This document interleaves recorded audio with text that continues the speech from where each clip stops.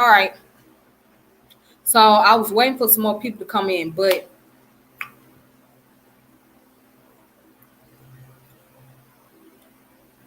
I was waiting to see if there's some people coming in. Mm.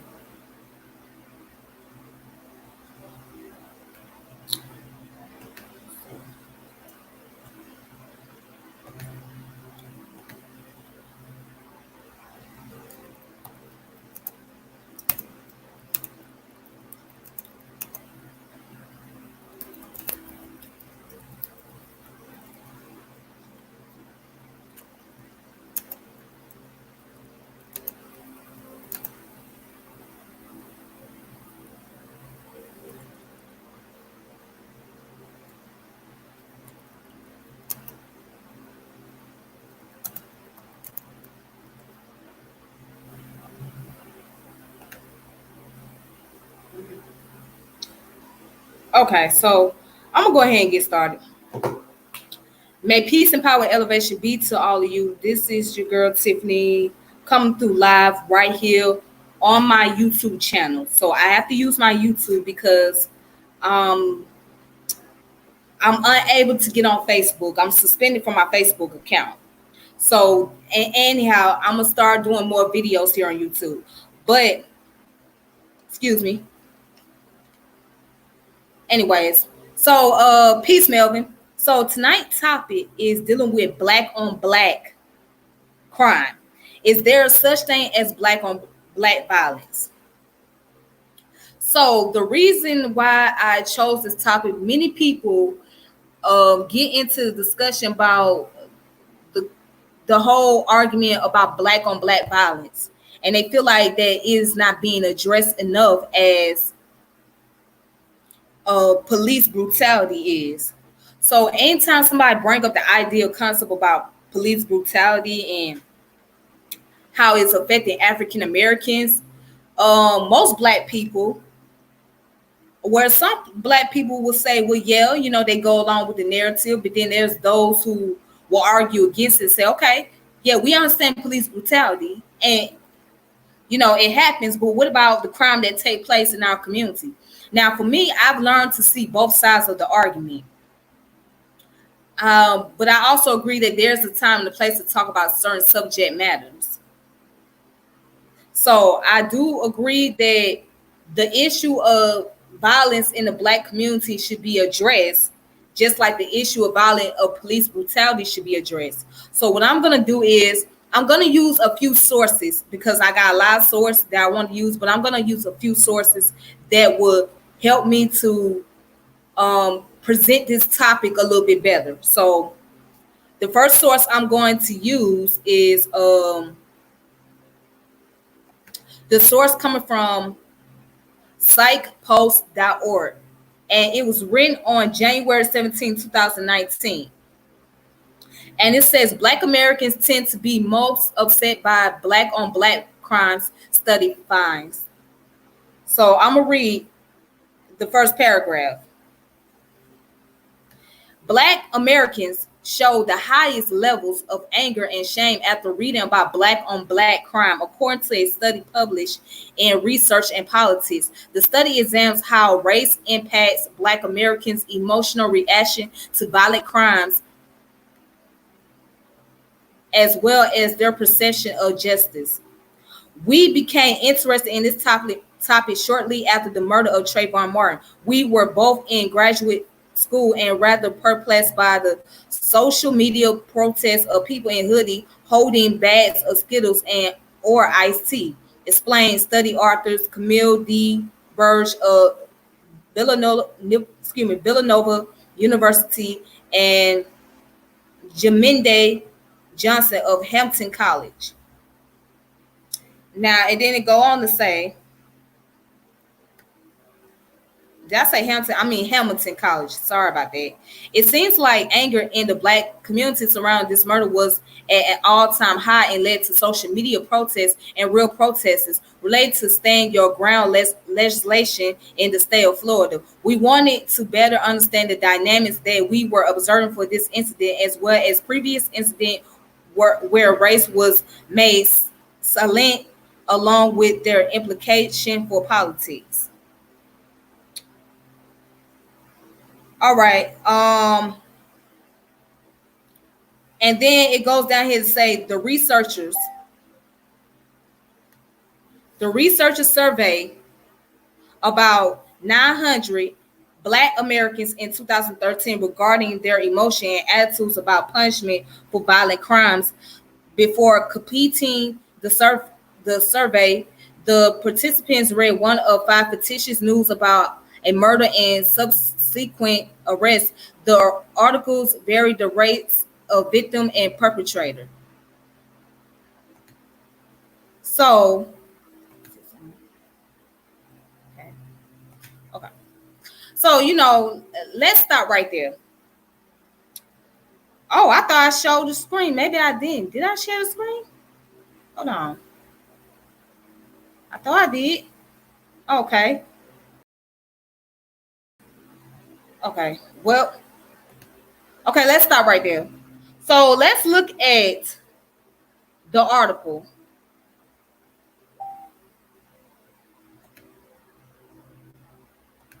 Now,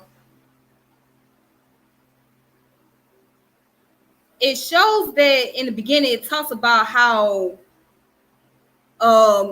people were upset about the violence that was going on regard to Trayvon Martin, right?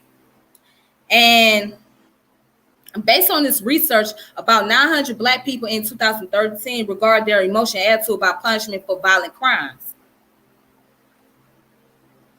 So, okay, so the discussion is,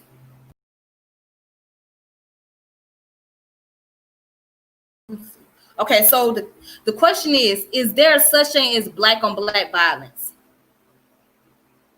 And why do we call it Black on Black violence if it's a such thing? Well, here's my opinion. There's really, crime is just crime. It don't matter who commit the crime. It's crime everywhere. But yes, we tend to see a lot more violence happening within our community by those who look like us. And many of us don't understand, well, what's the purpose of the violence taking place. Some of us realize that violence happened because of the fact that there's neighborhood cliques and people represent a certain block or a certain turf or a certain alley they come from or whatever. And then for those of us, we see that violence take place when it comes down to self-defense or when it comes for justifiable reasons, such as if somebody was raped, if somebody was an innocent person was killed, we act out in self-defense, or we act out in retaliation because of somebody that was close to us, a loved one, or someone that has been violated. You have to, you either gonna act in retaliation or you're gonna make sure you protect that person's life. So, that's justifiable. If somebody is trying to bring harm to your family member, or trying to rape somebody, or do anything that's a heinous crime, then you have to do what is necessary. But I think that those who tend to bring Black on Black violence, they're not talking about the ones that's dealing with self-defense or, as a way to protect your family member or, those in your community. But the violence of such as gang-related violence that we know, or, violence dealing with people getting their homes broken into and things of that nature. That's what they're looking at. That's what people are addressing. That's the main thing that people are addressing. And they feel like this. Well, if we could talk about police violence, right? Why can't we talk about the Black violence? This is the attitude of those individuals. If Black lives matter when it comes to the police, why can't it not matter when it comes to innocent people getting killed by those in their very own community or in their very own environment or in their own ethnic group? That's the argument.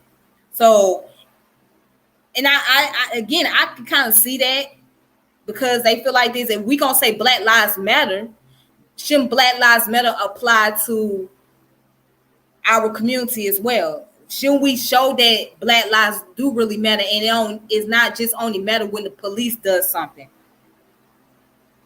So what I'm gonna do is I'm gonna continue to read this article, and then I'm gonna go ahead and read on to another article.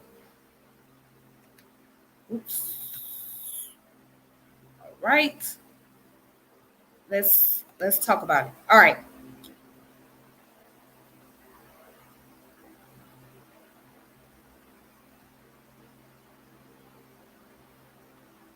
Okay, so I'm gonna skip down. It says Black people also reported feeling the angriest when when the victim and perpetrator were both Black, followed by when the victim was Black and the perpetrator was white. Similarly, the participants reported feeling the most shame when the perpetrator and the victim were both Black, followed by when the perpetrator was Black and the victim was white. That's interesting. And it says the way in which Black people respond to violent crime is multifaceted. The findings of increased anger in response to intergroup violent crime was somewhat expected given the historical contents of race-based violence, such as lynching, Emmett Till, James Byrd in the United States. Burge and Johnson told Psych Post. However, one cannot simply say that Black people only seem to get angry when it's white on Black violence and have a limit reaction when there is Black on Black violence. We find that our Black respondents were the most angry and ashamed when the perpetrator was Black, regardless of the race of the victim.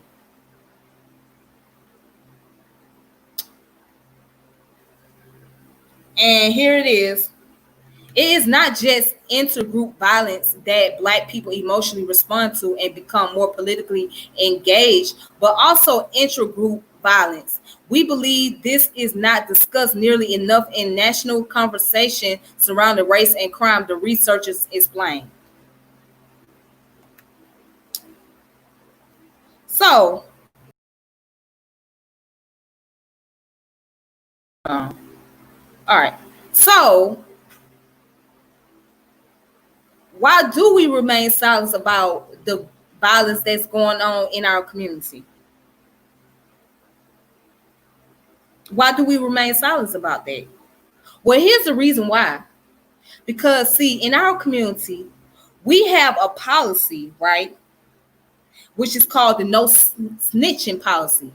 No snitching means you cannot go to the law enforcement about the crime that takes place in our neighborhood, even if it's the most heinous crime. And then you have some people that's afraid to speak out because if they spoke out to the law enforcement or even address the law enforcement about the violence in the community, then guess what? They're they'll have a greater chance of becoming a target. So you have a case where people are afraid to speak on it. And then you have those who just live by the code. That is, oh, we should not speak on anything. We should not tell anybody what we saw. That's the code of the streets. So whatever goes on in our community, that's what we should deal with in our own community. There's some people's attitude about that. Some people feel like they don't need to go tell no law enforcement about nothing. Just keep it on the low. Just keep it in our community. So, you know what? Real brief, I want to go into the whole no snitching policy real fast before I get to the next article.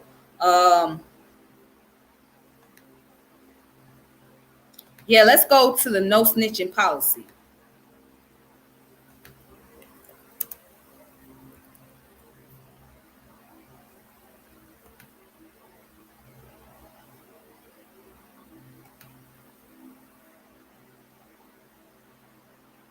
Hmm.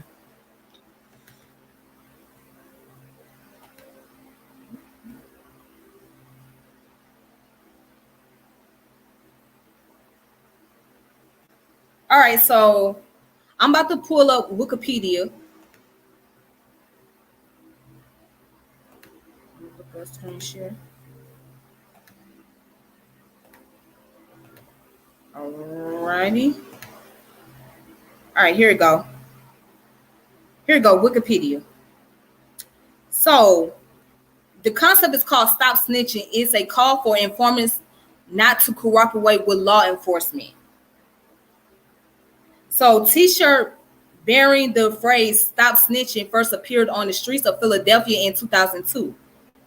Okay, the national prominence. The Stop Snitching campaign first gained national attention in late 2004 in Baltimore, Maryland, when a DVD released by Rodney Bethia titled Stop Snitching began to circulate. However, the slogan Stop Snitching and many other variations have existed in the United States long before the campaign became popular. In the footage, a number of men claiming to be drug dealers address the camera and threaten violence against anyone who reports what they know about their crimes to the authority. This threat is directed especially towards those who inform or on others to get a higher sentence for their own crimes. NBA star Carmelo Anthony briefly appeared in the video. In subsequent interviews, Anthony claimed that his appearance in the video was a joke, the product of his neighborhood friends making a home movie. Anthony claims that the film's message should not be taken seriously. You know what? I gotta say something about this. How do you expect for it not to be taken seriously when it is to be taken seriously? That's the part that I don't understand. Okay, so and this also goes into the Diplomats, a Harlem-based rap group, made their own version of the Stop Snitching shirts with their logo on the end of the short sleeves. Another shirt say, "I'll never tell." A new breed of shirts appeared for sale in flea markets and bazaars in South Dallas, Texas in mid-2010.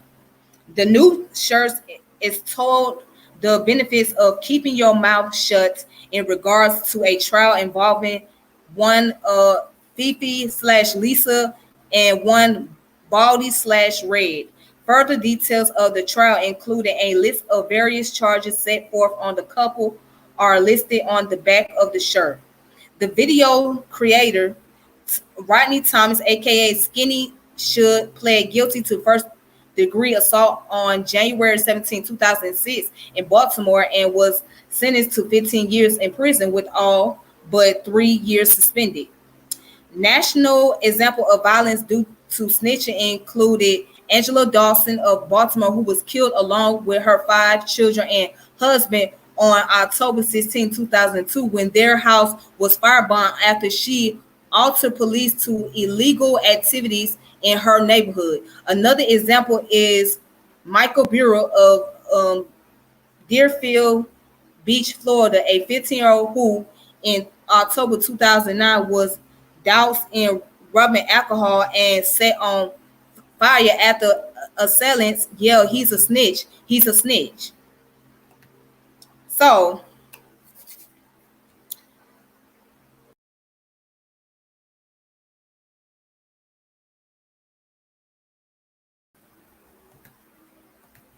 going into that detail, that's one of the reasons why people just don't say anything. They, again, obviously the streets got the code, the hood got the code, right? So you got to keep your mouth closed. You can't say nothing. You can't speak on you don't know nothing. Because if you do say something, even if you are a civilian, someone that is not even involved in criminal activity or involved in any type of street activity, you still have a chance of being targeted.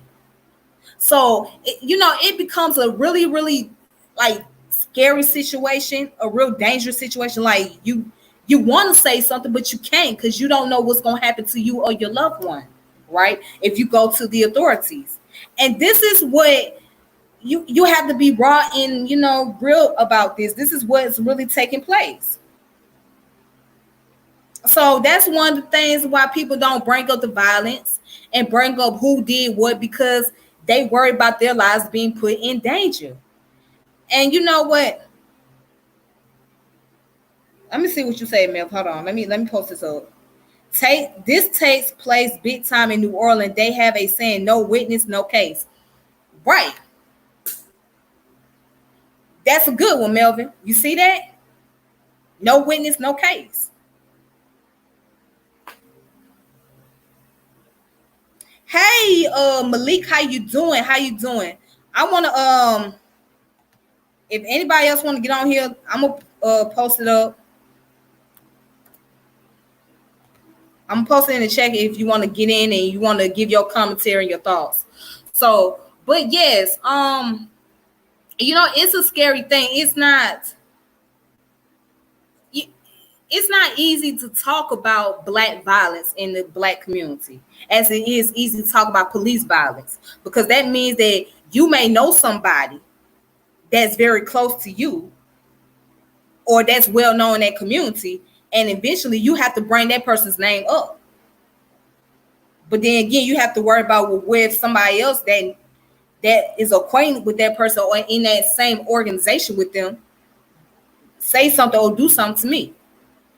So yeah, so it's one of those things where it's not easy to have those kind of conversation. So let me get off of here and let me bring up another article. So this article is called Why We Never Talk About Black on Black Crime, an answer to white America's most pressing question. So let's go ahead and talk about this. Let's share this article. Let's see what this article got to say. Okay, here we go. So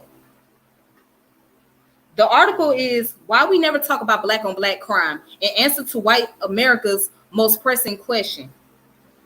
All right, and that's it was written in October 3rd, 2017, and it comes from TheRoot.com. And I'm not a big fan of The Root, but they have some good sources. Some of the stuff I don't like what they post up. All right, so here it is.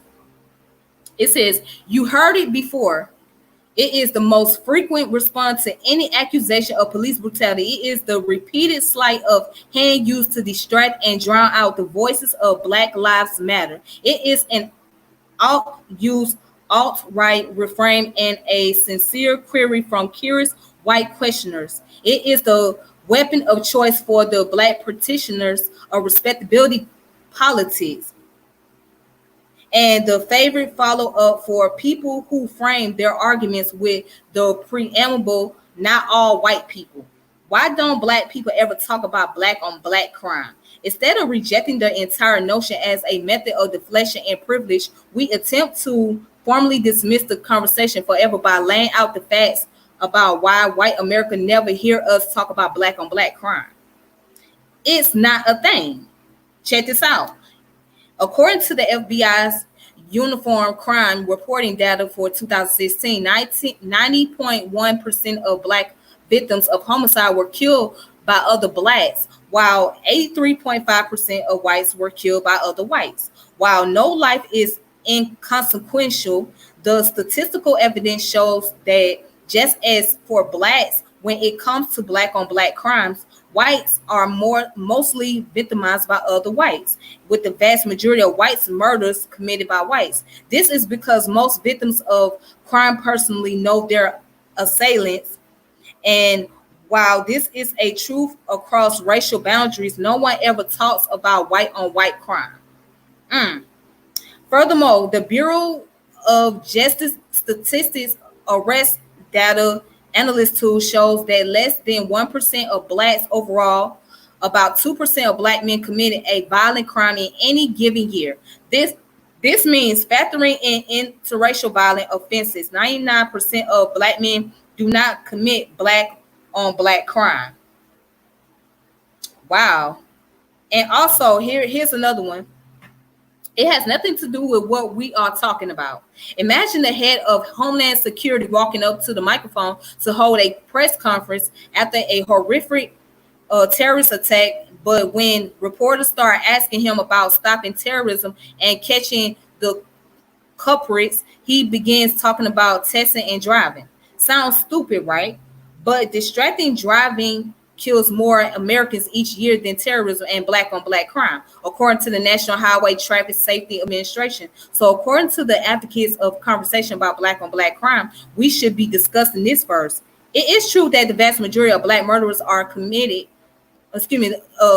Let me try that again. It is true that the vast majority of black murders are committed by black men, and we should do something to combat the statistic. We will get to that later, I promise. But that fact has nothing to do with state violence. When anyone interrupts a discussion about Black Lives Matter by bringing up black on black crime, it sounds as stupid as if a doctor addressed a cancerous brain tumor by asking about domestic violence, or if America's highest ranking government official addressed white supremacist Nazi Palooza by talking about the so-called alt-left and the very fine tiki torch carriers.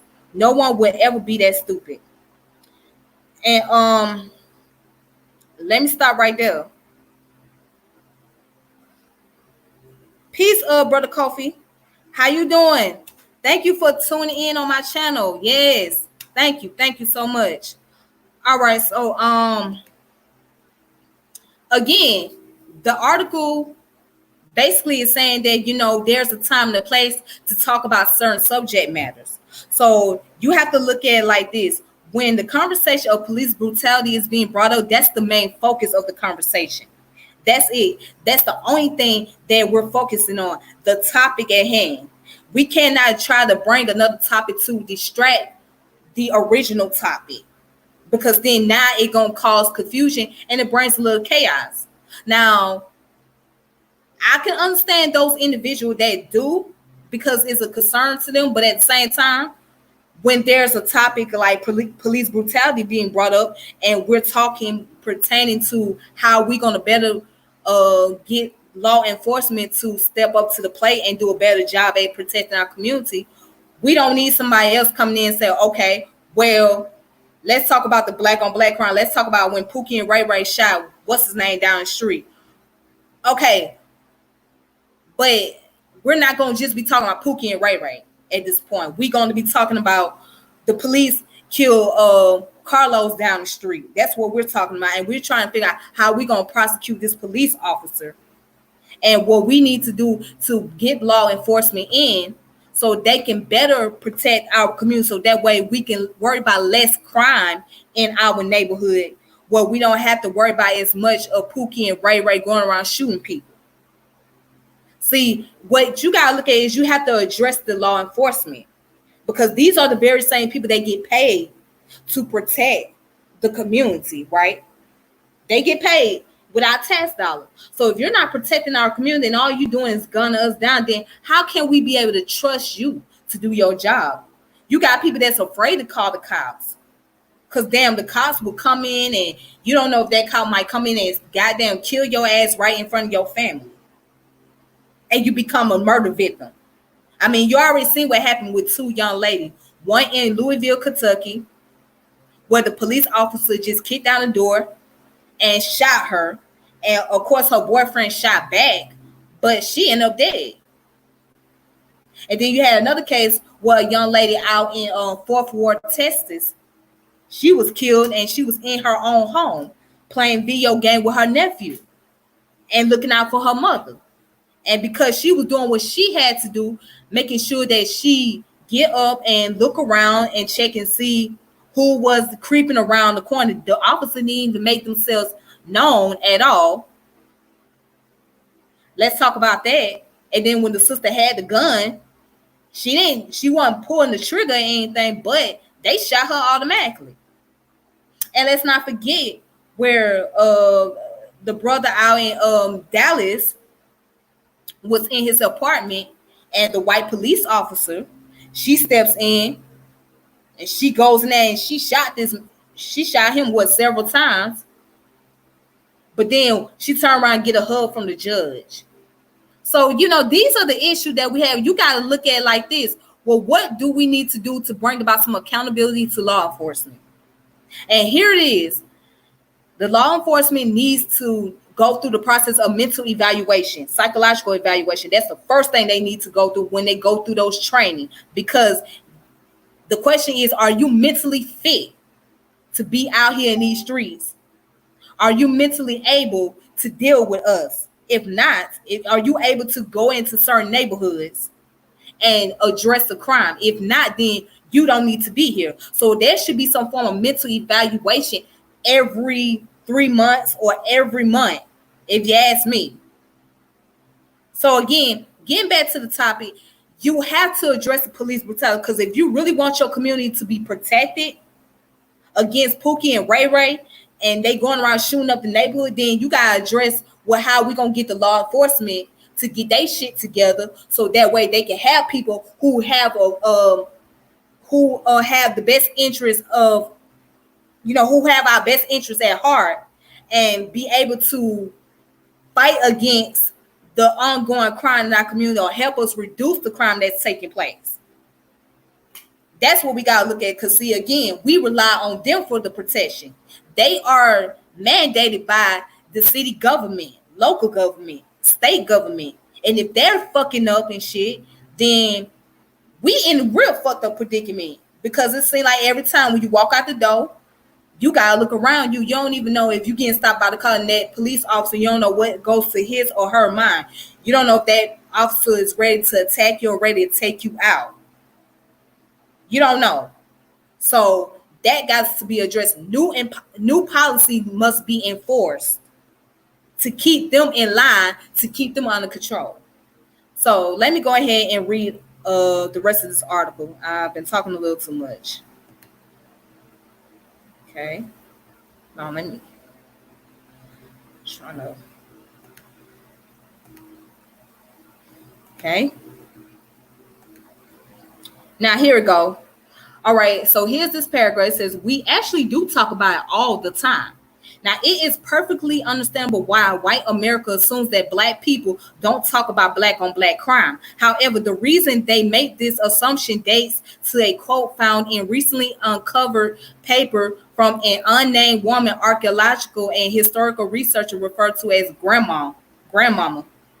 It ain't none of their damn business, quote unquote. The reality is, in neighborhoods and cities across America, there are countless organizations, activists, and movements dedicated to curbing violence in black communities. Number of Stop the Violence marches dwarf the demonstration against police brutality. Unity rallies and peace picnics happen every day. Scared Straight program for at-risk youth, gang counseling, neighborhood watches, intervention specialists, youth counselors, and too many other people and groups to name all led the charge against crime and violence.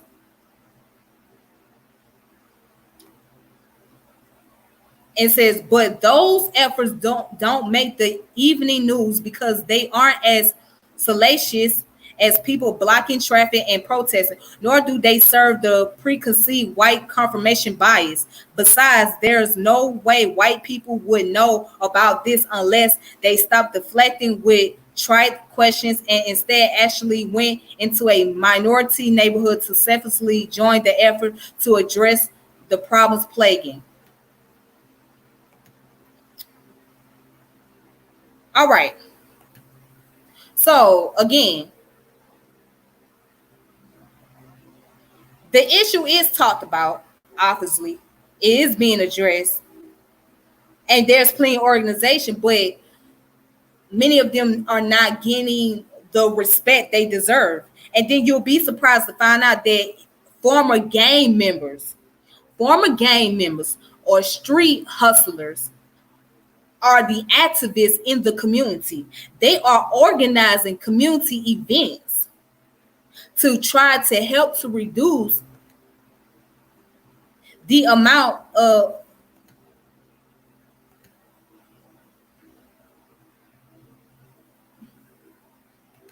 to try to help and produce the amount, to reduce the amount of violence that's happening. They're doing all that they can. They organizing program for young people every single day, right? They're also trying to do some type of rite of passage for the African American males and females. So it's people that's out there doing the work, but they don't get the credit. It's a lack of credibility. And they doing what they can to try to change the narrative and try to show that the community can be better. I actually know some organization myself, okay, that's doing the work, but again, they don't gain the type of recognition. They don't gain the popularity. They're not getting a lot of donation. So going to my people out there that's talking about, oh, why don't we talk about black on black violence? It's talked about, but it's just not put in the limelight like it should be. Or it's discussed, but it's not many people that's very active in the organizations out here that's really doing the actual work. And you know what? Some of the people that talking about, oh, what about black violence? They're not really trying to do anything about it anyhow.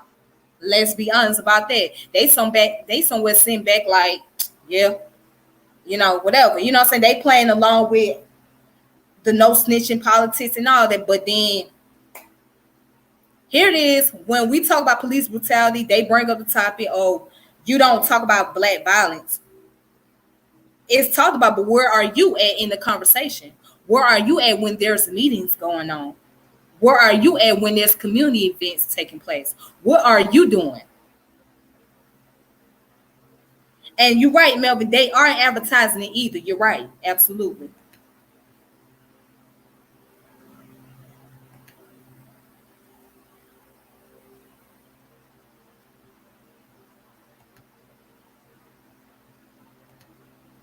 All right, so let me go ahead and take that off of there. You know what? Hold on. Hold on.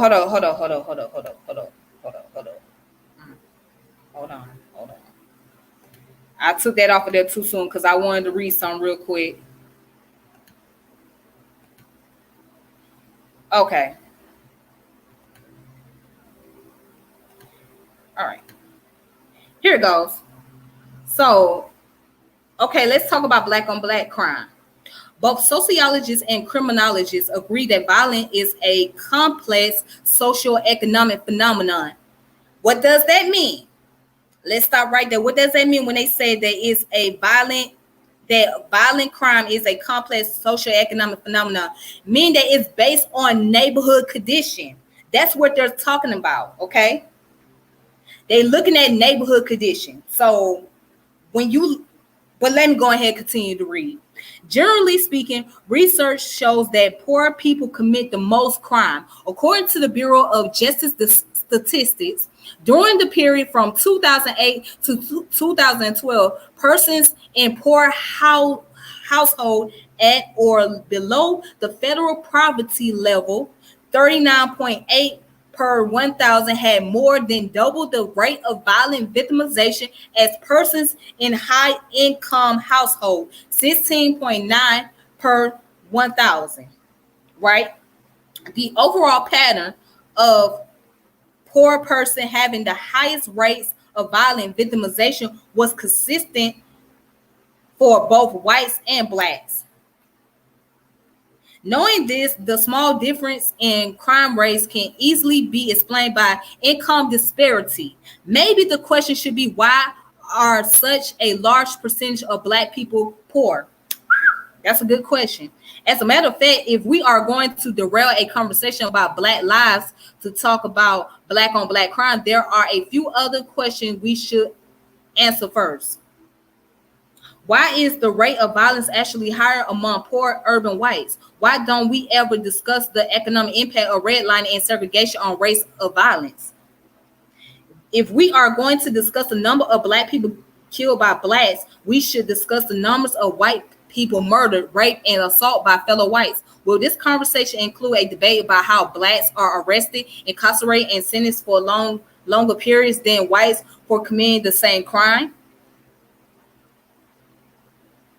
Are you willing to detour into a brief explanation of why schools with large percentage of blacks are underfunded, even though they have the same tax base and incomes? Do you have time to talk about the wage gap, unemployment disparities? Listen, all of these factors contribute to crime rates. So if you want to have a conversation about black on black crime, you should be careful because like most conversation about race, it will end up back in the same place, white supremacy. Mm, okay. Well displayed. Well displayed. Now, here it is. To answer the question, why is there so much violence going on in the black community? Well, there's various reasons. But what causes the violence to take place in our community? Income disparity, poverty, poor conditioning. That's what mostly causes us to commit crime within the community. So if you live in a neighborhood that is very impoverished, there is a lot of there's a lot of issues going on, such as poor housing, um, any type of pest, pest infestation. You have rats. You know, you not having clean running water. Um, Peace, Jerome. How you doing? And there you go. Lack of economic development. Come on, talk about it. Lack of economic development. Thank you, Jerome. Thank you for putting that out there, brother. Yes. You know, you got a lot of that going on. So when you always at the bottom, right? And you're the last person to be heard by government officials as far as your outcry is concerned, guess what? That's going to lead to you to want to commit violence because in this case, it's about survival of the fittest. It's about survival of the fittest. All right. So if I know that my electricity is getting ready to get cut off, right? And I'm behind on my rent and I don't have a job. Okay, I don't have a job. Or if I do have a job, I'm not making enough money. I'm not getting no raise on my job. Now, at this point, I'm desperate.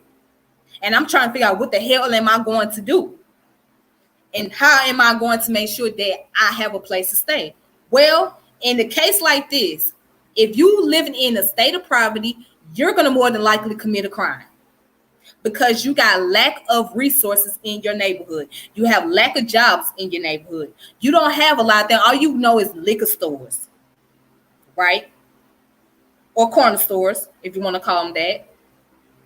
A bunch of trap houses, a bunch of crackheads, a bunch of boarded up homes, grass so high you can't even see the house. You live in this environment, and guess what? It does something to you. It drives you crazy. You become insane. You're not gonna function. You're not functioning. You're not gonna think straight. So yes, you're gonna 9 times out of 10, you're gonna commit violence. Now, let's go to the system blame and person blame. Now, we can blame the person when they commit a crime and kill an innocent individual, right? But that person may not kill that person because they are an innocent individual. They killed that person because they want their resources and they don't want that individual being a witness and telling them what happened. Because all they trying to do is get that resource and keep it moving because they're psychologically dysfunctional at this point. But then you got to look at the system blame because the system is not doing enough to making sure that the people have enough resources to where it can help reduce a lot of crime in the community or in that area.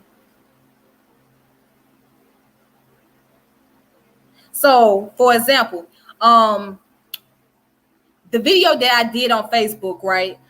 I was showing one of the apartments in Atlanta, right? They're supposed to be Section 8 housing, but these people are living in terrible condition. There's trash running out of abandoned apartments, piled up, roaches and rats everywhere. And I mentioned in the video that it does something to your psychological health. It would destroy you mentally. That affects your mental health. And living like that can also create what is called lead poisoning too. As a matter of fact, in Baltimore, they have a serious issue of lead poisoning. Yeah. So if you remember back when Freddie Gray got killed, before he died, there was some articles that came out, and they was talking about his childhood, and basically was saying that he grew up in a very, very poor area of Baltimore where he was exposed to lead, and because he was exposed to the lead, it it affected his development as far as like he was not able to pay attention in class, and he had some type of behavior problem, etc. And the police officer that was involved in his murder, who happened to be a black guy as well, he had some type of deficiency issue because he grew up in a lead poisoning environment. See, y'all don't understand. It gets that serious. It's deeper than just I'm just committing crime because I want to commit crime just because it's fun. No, it's a survival thing. And I'm not justifying and saying that it's okay. No, that's not what I'm doing. But you have to understand what it means to live in a very poor conditioning, and you the last people, and you at the bottom, and you not getting as much help as needed, especially from your own government. Because let me show you what the government gonna do. They gonna cater to those who are wealthy before they cater to those who are poor. So the poor people are the last people to get the help. And once they get the help, guess what? Then the investors come in and they want to take over the community. They want to be able to destroy everything and build some type of businesses over there. So now those who are in the low income, they have to find somewhere else to go. If they got Section 8, they lucky they can move somewhere close by or somewhere decent. But if they don't have Section 8, then they in a stranded situation. They in a tight situation to where do I go? Do I live with my family member, or am I going to end up being on the streets, or am I going to be in a homeless shelter? So these things play a factor into why there's high crime in our communities. And it's not just a black community. It'll be just like any poor community where they have the quote unquote minorities at, right? Or low income community. More than likely, there's going to be high crimes. If the government is not really catered to the needs of the people, there's going to be crimes taking place.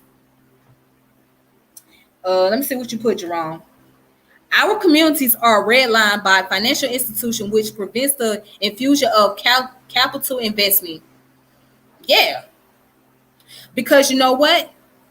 That gives the investors, which is particularly those who are white multimillionaires, billionaires, it gives them more opportunity to buy up land in our neighborhood. And you know what? Here's the interesting part about it. They invest in the land. They can buy the land up 10 years before it's time for them to come in and put in their business. And you wouldn't even know it. So you might be somebody that might want to start your own business in the neighborhood, right? But you can't because you find out that there was some type of investor from a big company that bought your neighborhood up 15 years ago. See, that's the trick. That's the chess move they play.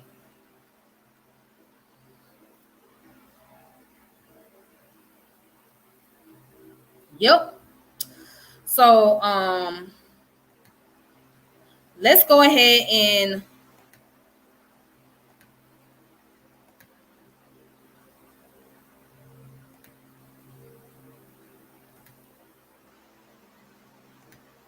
Okay, so you know what? Let me read this one last article right here. Then I'm gonna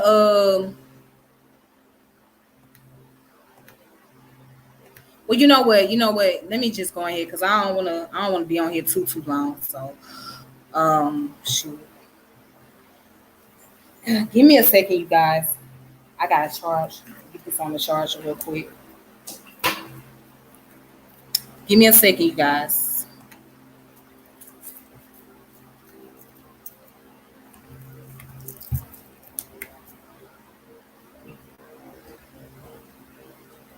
Okay. Okay, I'm back. So I had to put the computer on the charger. All right, so yeah, let me read this article.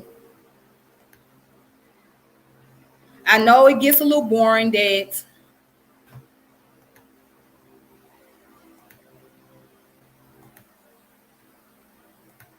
yeah, I know it's kind of boring that I'm putting up articles, but I'm doing it for a reason because again, it's always easy to address something from an emotional standpoint instead of addressing it from an intellectual point of view. So I have to do this from a scholarly intellectual point of view. So that way it'll be easier to be able to break things down and have this type of interaction versus just speaking out of emotions.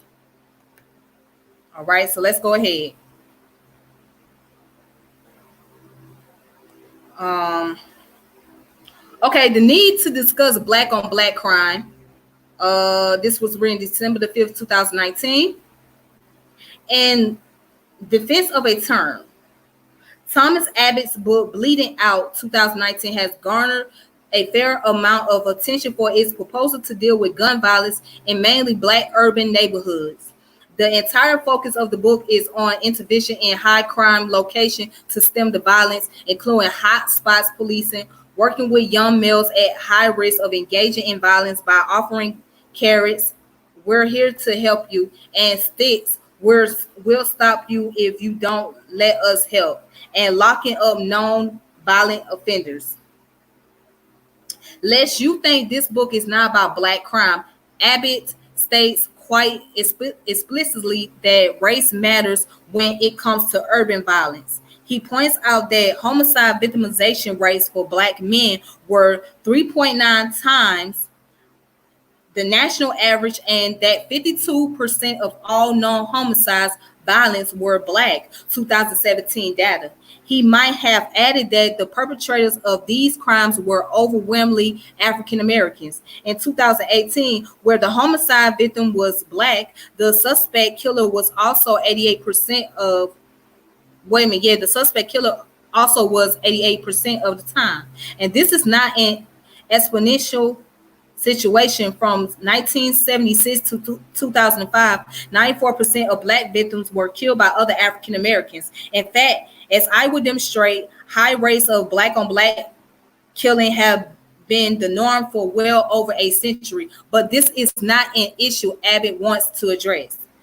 To the contrary, Abbott adjures the phrase black on black. He calls it deeply misleading and says it perpetuates deeply harmful stereotypes about African Americans. So Abbott has written an entire book addressing the problem, but he and everyone else must refrain from calling it what it is, a black on black phenomenon. Why?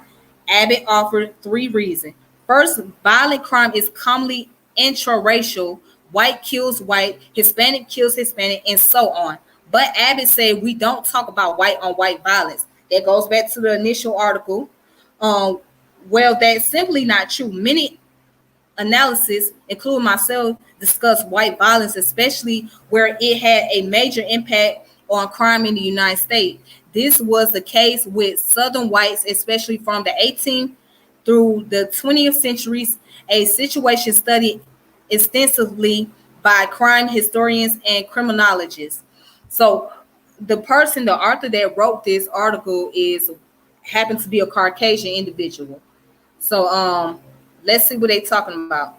The reason we focus more on black violence nowadays is not racism, but rather its significance to the crime problem in the United States. Presumably, this is why Abbott has written an entire book on the subject. Black violence was a major factor in the post 1960s criminal tsunami and persistent even after the wave began to ebb in the 1990s. From 2000 to 2015, the mean African American homicide victimization rates adjusted for age was 20.1 per 100,000. That's more than 3 times the Hispanic rate of 6.4, despite the disadvantage comparable to those of Black, and over 7 times the average white rate, 2.7. Moreover, as already noted, from 1976 to 2005, 94% of the killers of Black murderers victims were other African Americans. In short, this is about as exponentially high as well as overwhelmingly intraracial Black violent crime. White on white homicide is equally interracial, but as Abbott knows, the rates are not as astronomically high. So it seems like the author, the author of this article is speaking from a subjective point of view and what he, based on his statistic and what he have researched. So let's continue on. Though Abbott considered it is malign narrative, stressing that a major component of today's violence crime problem is Black on Black, underscores the tragic irony of African American victimhood. It is, in addition, an argument for support from African American leaders and the general Black population for more focused law enforcement efforts in low income neighborhoods of color, the very policies that Abbott advocates. Okay. Abbott's second objection is that the expression of Black on Black carries an implicit assumption that urban violence is the result of chronic lawless behavior enabled by community tolerance for criminality. Abbott says this assumption is wrong because African Americans are worried about and strongly disapprove of violence in their communities. That is correct, but there is also a deep strand of mistrust of police in poor Black neighborhoods. Yes, of course. Look at what's going on right now. And this, along with fears of reprisal by Black criminals, leads to a refusal to cooperate with the authorities. Such non-cooperation only worsens the Black crime problem by providing impunity for the most violent. And I'm going to read this. Here are 2 vivid examples. Though several dozen people were present when rap star Busta Rhymes' unarmed security guard was shot to death in 2006, now one would talk to detectives, and when rapper Lil Kim lied to the police about her friend's involvement in another shooting, earning her a year in jail for perjury, she became a hero in Black communities. All right.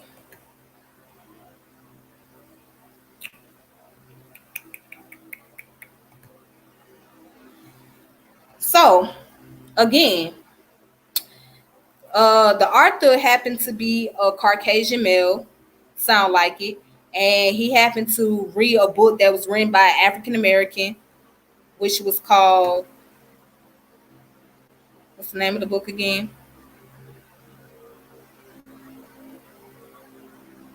Which is called Bleeding Out. So this book's supposed to address the misnomer about Black on. Oh my God. Okay, so my screen went out on me, you guys. So I hope you guys can still hear me. But anyways, so the author who wrote the book called Bleeding Out, he was supposed to address the issue about the misnomer of what's going on in the African American community as far as the concept of ideology about Black on Black crime. So I guess what he was trying to explain is the narrative and how that people tend to bring about stereotypical ideology about Black people being very barbaric and violent and outrageous, out of control, and savages, and not really understanding the deeper meaning behind it, why it happened. So for those of you coming in, my screen had went out, so that's why I'm on the audio. Yeah, but the author, I mean, he seemed like he understands the narrative, but at the same time, he's looking at it from his subjective point of view that yeah, white on white crime is spoken about, but the black on black crime is not being addressed enough. So that's what it seems like. Um, so let me stop right there. Woo. And what I'm gonna do is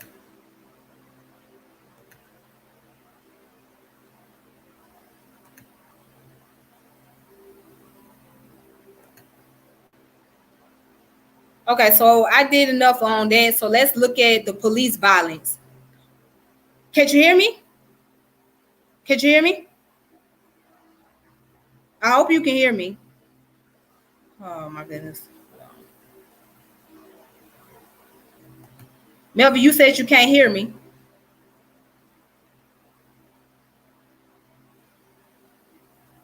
Okay. Okay, then cool. That's what's up. All right then. So let's go ahead and look at the I don't know what happened. Shit, why did my screen go out? Okay. Okay, so I don't know what happened. My screen went out. I think it's the service.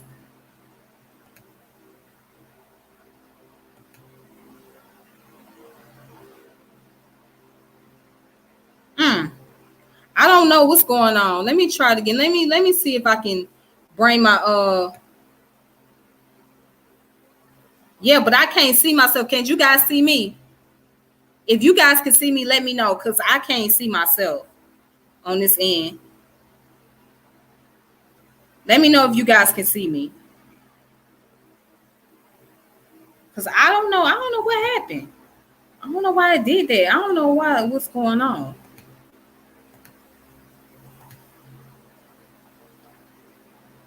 Hold on.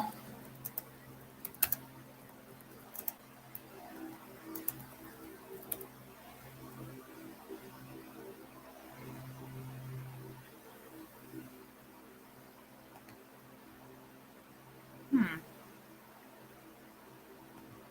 Hmm. Okay, well, let me continue. Um, shit. Interesting.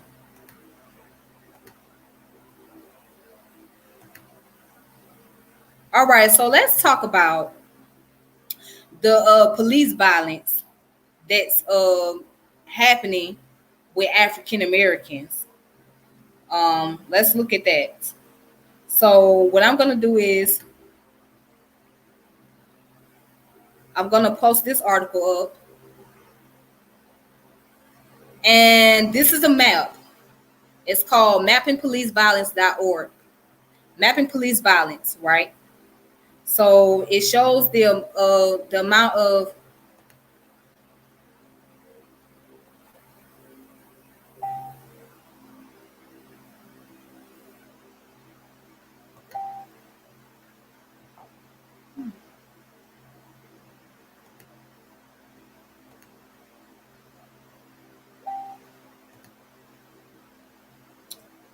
I don't know what's going on. Okay.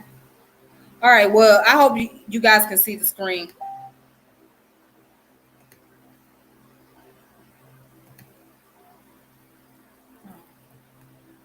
Ooh. Okay.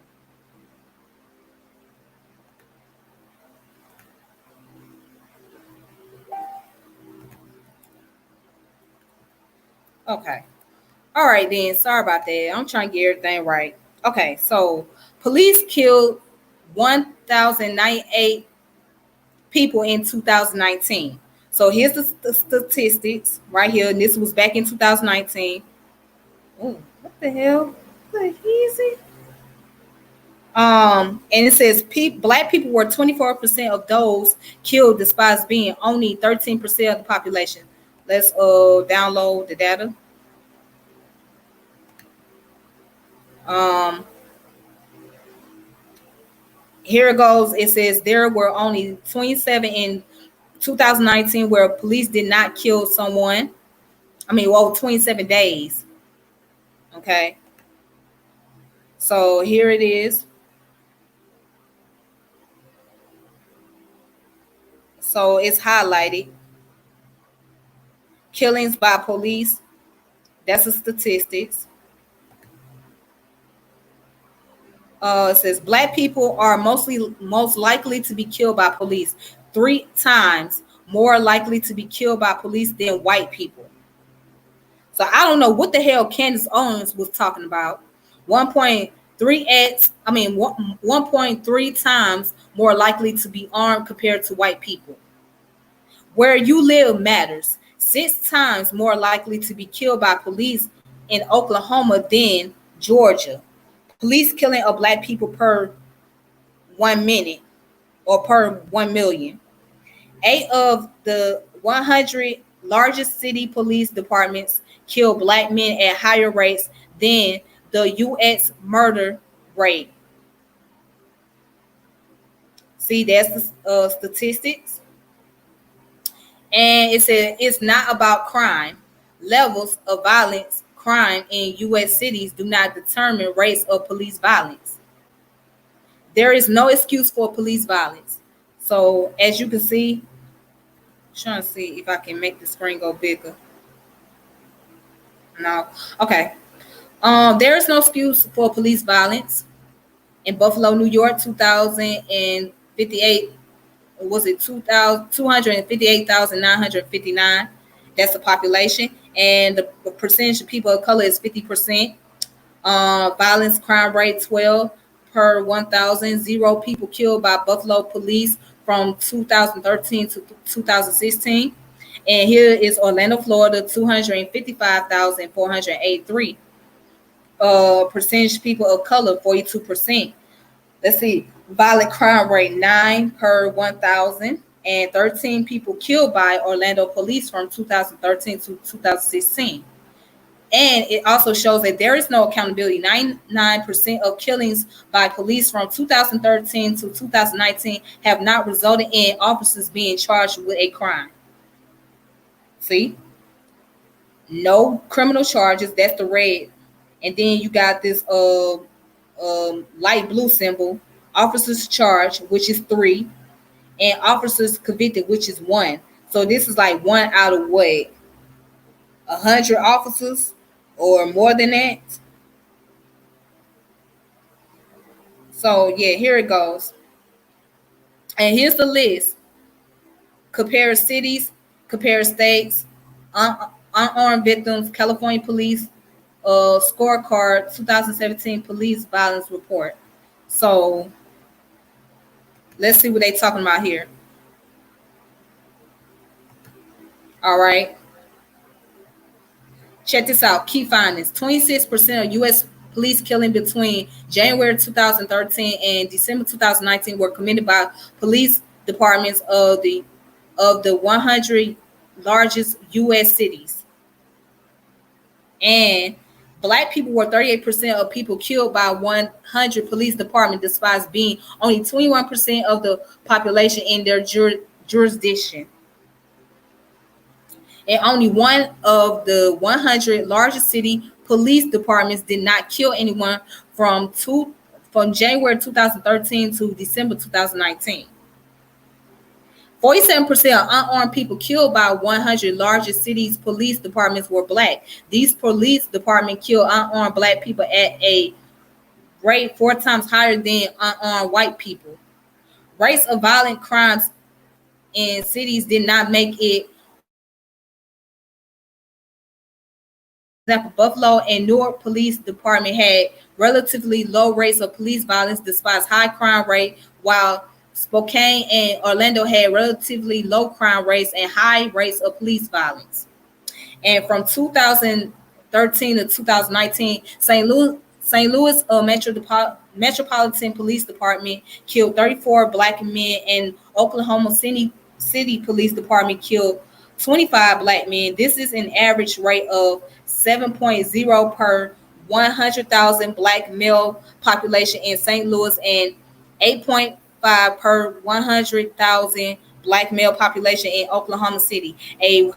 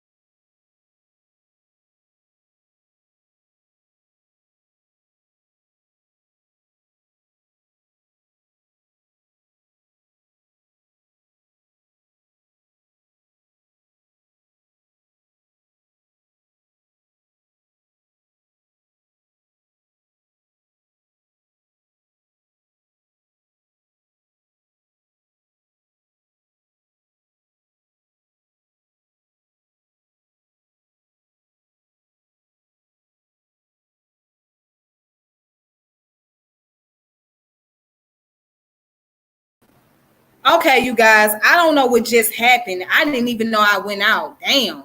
What's going on? Oh, damn. I didn't even know that. Wow, what's going on here? Yeah, I having some connection issues. Damn, I didn't even know that. I'm talking the whole time, didn't even know that I had went out. Damn, that's scary.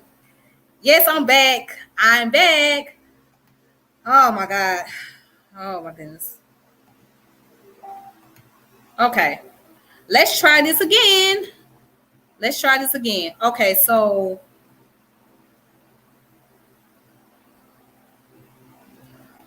all right, you guys. Do you guys see my screen? I had went out. I'm sorry about that. It was technical difficulty. So I was at the percentage. So where I left off at, I was showing the crime rate as far as police brutality or police killing in Atlanta.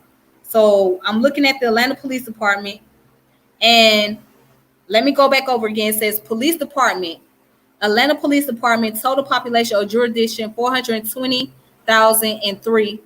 Total people killed by police department 15. Average annual rate of killings by police 5.1. Now, black population is 224,316. Black people killed by police department 13.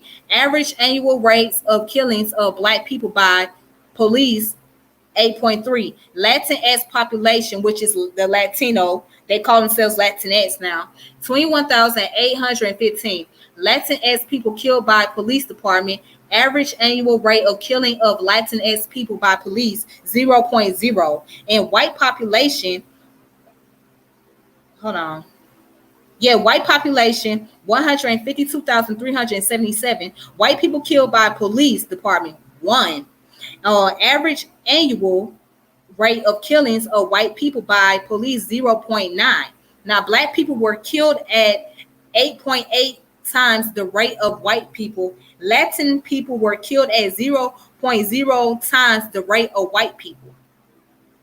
Now, this is Atlanta, and this was back in, that was between what, 2013 to December 2019. That's what we're looking at. So let's see. Let's go to let's look at another one. Let's look at Detroit.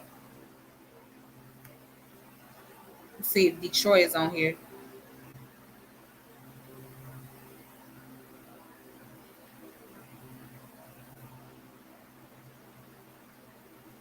Hmm.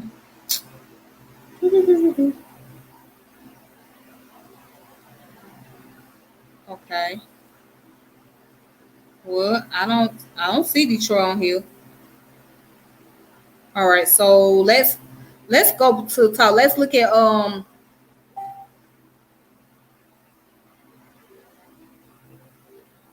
me see something.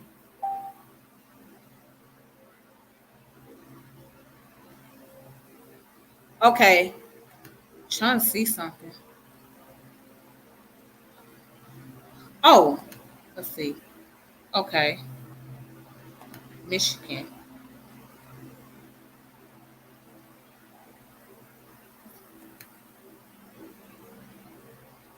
All right, so here it is. Okay, police department, Detroit Police Department.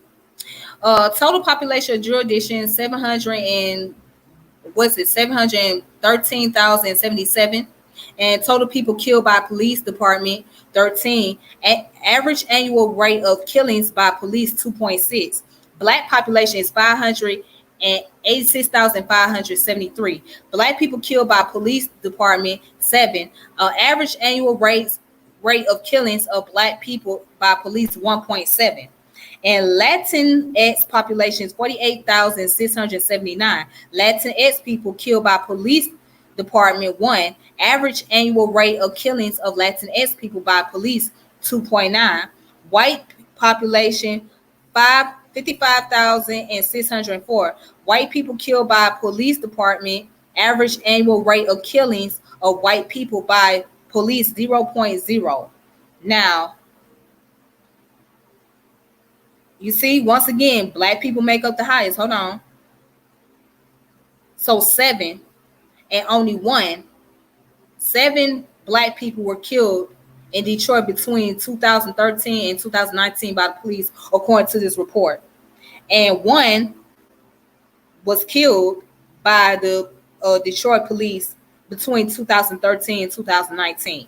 And of course, 0 for white people. So let's look at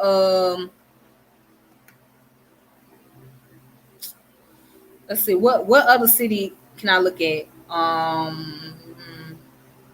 Let's look at Ohio.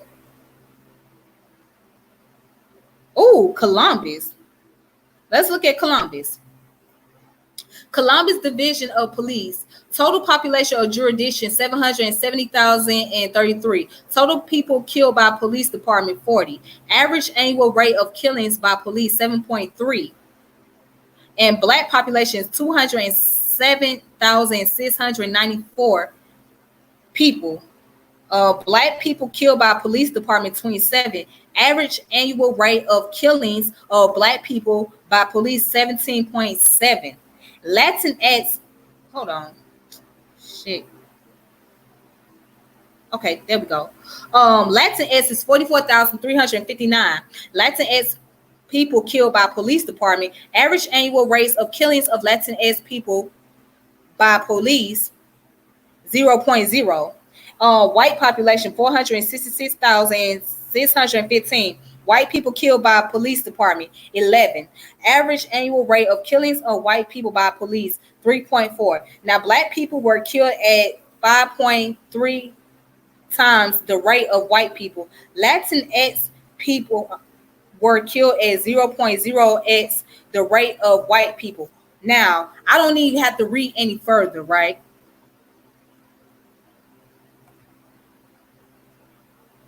Okay. So I don't have to read any further. I don't have to read any further. See, that goes to show you right there. Those numbers speak for itself. Those numbers speaks for itself. The ongoing violence of police, black people make up the highest.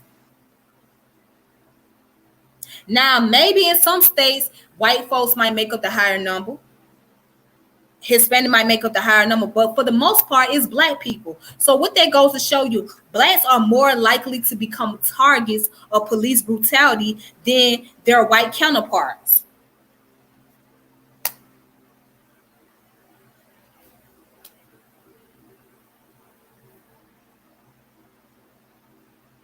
But let people tell you this, and you know, this is funny. People want to say there is no systematic racism.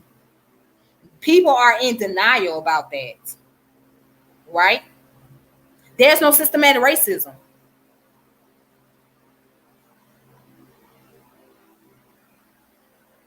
I mean, I would like to wish there wasn't. I would like to have that fantasy, but the reality, it is. Because otherwise, blacks will not be targeted as much at a higher rate. Now, let me ask a question. Have we finally earned our respect in this country now that corporations starting to step in and say Black Lives Matter, and you got companies like Nike that's giving a pay bonus to thank you, Melvin. I really appreciate that. Let me post that up. Please make sure you hit that like and subscribe button. You know, make sure you like and subscribe this channel, please. Thank you very much, Melvin. I really appreciate that. You've been a big help. Thank you. Please make sure y'all like and subscribe. All right. But anyways, getting back to what I was saying. So Nike having to be one of the biggest corporation, right? That's now making it a holiday pay for June 19th or June 10th, where people get paid. People get paid on June 10th now. So now it's official. But why was we not getting paid before? Why were our people not getting paid before? And should we take seriously that now people bowing down and wearing the little kente cloth and begging and pleading and crying on bending knees and all that? Well, is it just a facade? Are we really getting our respect as a people? Are we finally getting our respect, or are we just living a dream? I'm curious to know. Are we finally earning our respect as a people in this country?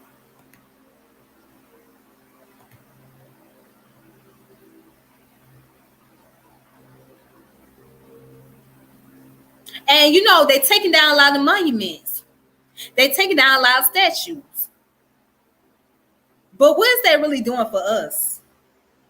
Is it going to change the philosophy that America was built upon? You know, because America, let's be honest, was built upon the ideology of white supremacy and white nationalism. That's who benefited the most. Get it? Western culture. Yeah. But let me go ahead and continue on. Let me do this one last article. I believe so too, Jerome. It's a facade. I believe so too. So let me do one last article. Let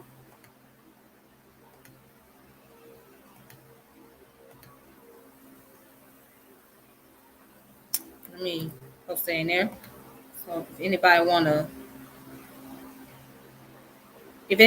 join the chat, you know, you can click on that if you want to come in and chat.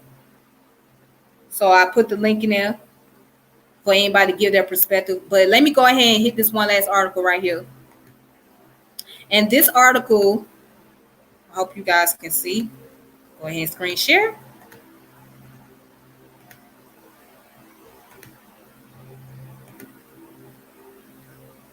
All right, let's see. Okay, there we go.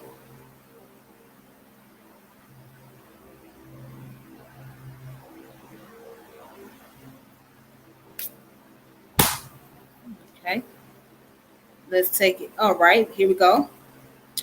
Black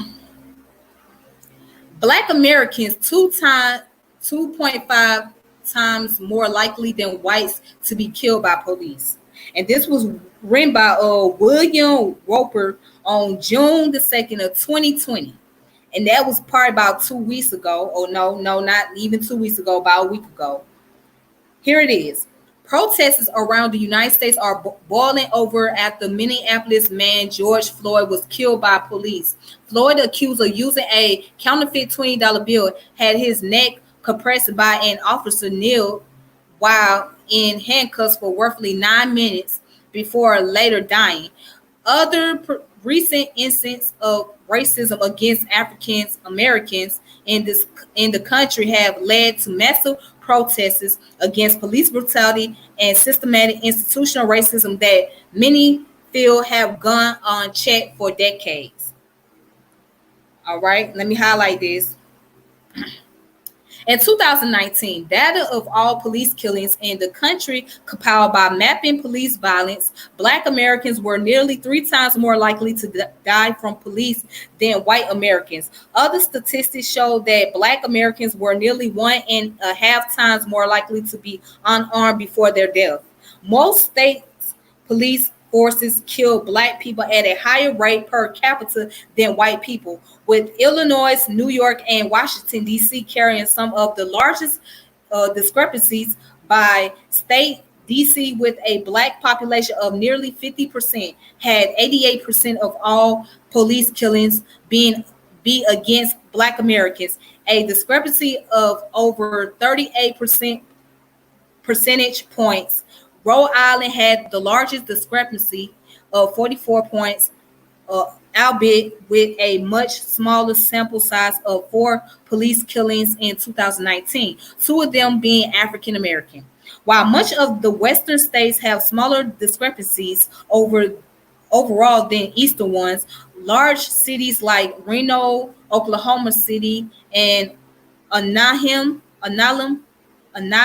I don't know how to say that word, Analum, all had higher police killings rates of Black people than the total U.S. murder rate. Others above the U.S. murder rate were St. Louis, Madison, Wisconsin, Scottsdale, Arizona, and 2 others. Overall, in 2019, 24% of all police killings were of Black Americans, when just 13% of the U.S. population is Black, and 11-point discrepancy. Mapping Police Violence also showed that 99% of all officers involved in all police killings had no criminal charges pressed against them. See, that's the same old story. Same old story. Black Americans 2.5 more times likely than whites to be killed by police. Percentage disparity between each state's African American population and percentage of Blacks killed by police in 2019. All right, see. Here we go. Here's the map right here. So as you can see right here, where it's highlighted, 30% or more. All right, and the pink represents 20 to 29% more, and the little beige color, dark beige color, represents 10 to 19%, and the light beige represents 10% or less. So as you can see, in the states over here in the eastern part, right, well, like particularly in the Midwest, they had between 20 to 29% of police killing taking place with African American. And I think, what state does this look like? Illinois. I could be wrong. I'm assuming this is Illinois. They add 30% or more. What state is this right here? I don't know what that state is. Well, it's somewhere in New England. It's somewhere in New England. Up in the New England region, they have 30% or more. So as you can see, right up in here. Oh, that look like New York. That might be New York. Yeah, it's New York. Yeah, see, New York got 30% or more. And New Jersey, 30% or more.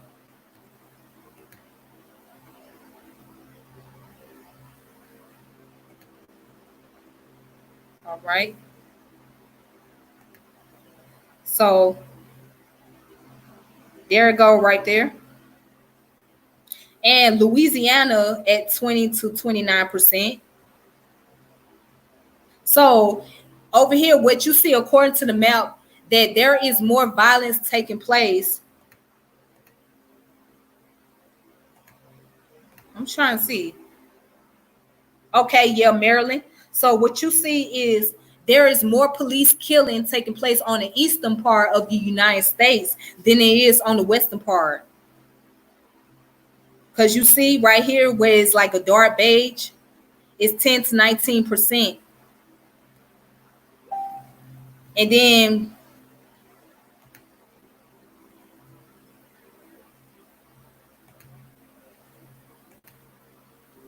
then right over on the far west, it's 10% or less.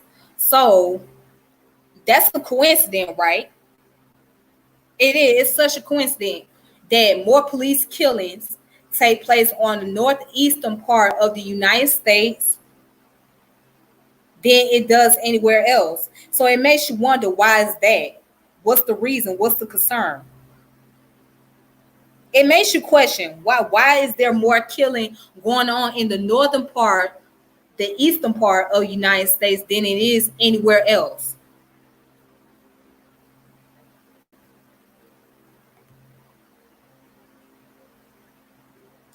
All right. So with that being said,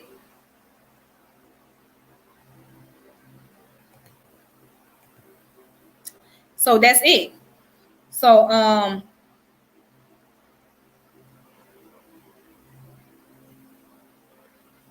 anybody that wants to join in and want to give their commentary thoughts, I'm gonna go ahead and I posted up the link in the chat. I don't know if you guys got the link. If not, I'm gonna see Melvin. Can't you let me see something.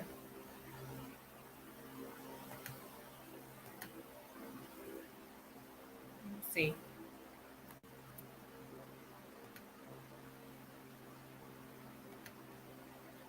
So yeah, I posted up the link in the private chat. So if you guys didn't get it, then maybe Melvin can post it up. So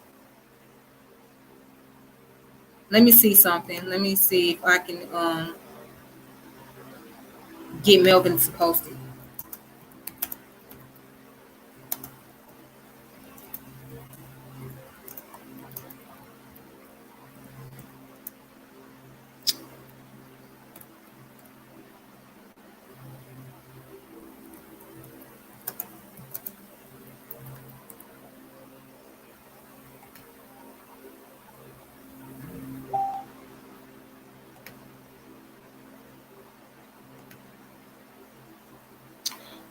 Okay, so I'm waiting to see if anybody want to come in and want to share their thoughts, or if you guys have anything that you want to say before I close out. So um, let me go ahead and just give some people opportunity to get in here if you guys want to share anything.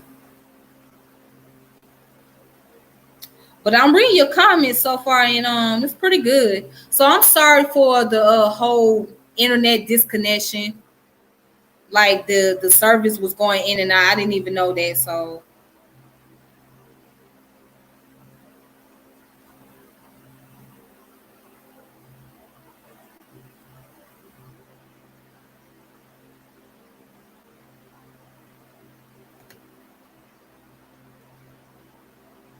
thank you, Melvin. Thank you so much. Thank you.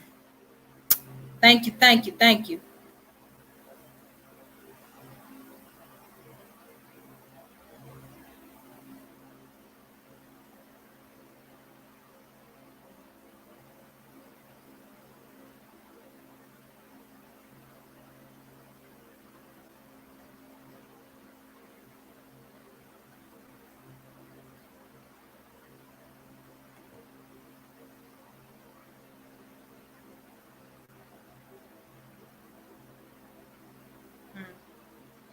Okay. So I don't think anybody want to. I'm trying to see. I'm trying to wait to see if anybody want to get in and get in the chat and say something before I close out. Uh, Anybody?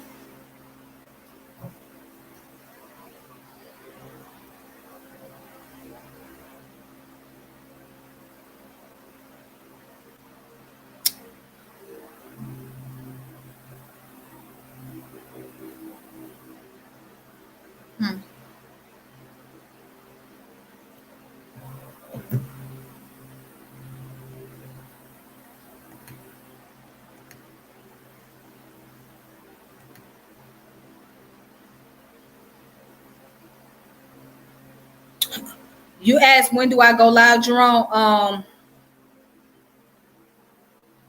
Well, I basically go live every day.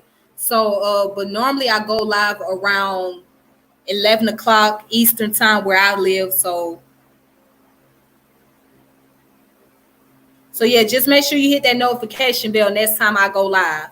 Um, but yeah, normally I go live around 11 Eastern time, so 11 p.m. Eastern. And some days I might go live, around like in the afternoons. It depends. So just make sure you just be on the lookout. I'll just let you guys know.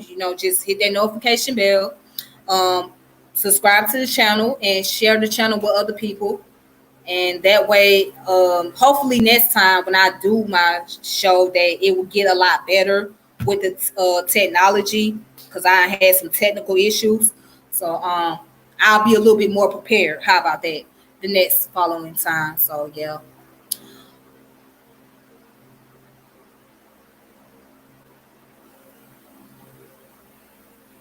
Okay, well, thank you, Jerome. I appreciate that a lot. So yes, you guys, make sure you check out this YouTube channel. That's where I'm gonna be. This is where I'm gonna be doing a lot of my videos. As of right now, especially for the next 3 days, because I am blocked on Facebook, so I'm not able to post anything up. So yeah, so you guys check me out here on YouTube. So I'm gonna make it my business to do more video content more often on this page, um, on this platform. And I want to be able to get more people involved into having, discussions and things like that. So, and also check out the other videos that I have posted on here as well too. Um, check out the previous video that I have posted that I have done on my Facebook page, and I upload it on this platform here.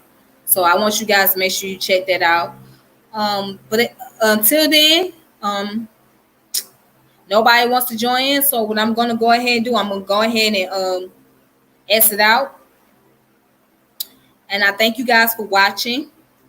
So you guys be safe out there. Take it easy. Knowledge is essential. Knowledge is necessary. So I'm glad that you guys joined in, and I appreciate that those of you that enjoyed this video a lot, and I appreciate your comments a lot. So you can go ahead and share this video if you like. And until then, just be safe. Take it easy. May peace and power elevation be to all of you. And until next time, we will reconnect on the YouTube channel. So thank you for tuning in to Tiffany French YouTube. And thank you for subscribing.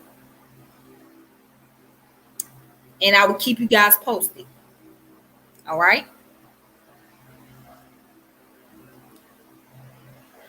Thank you. Thank you. Thank you. Thank you. Thank you. Thank you. Thank you. All right. Peace.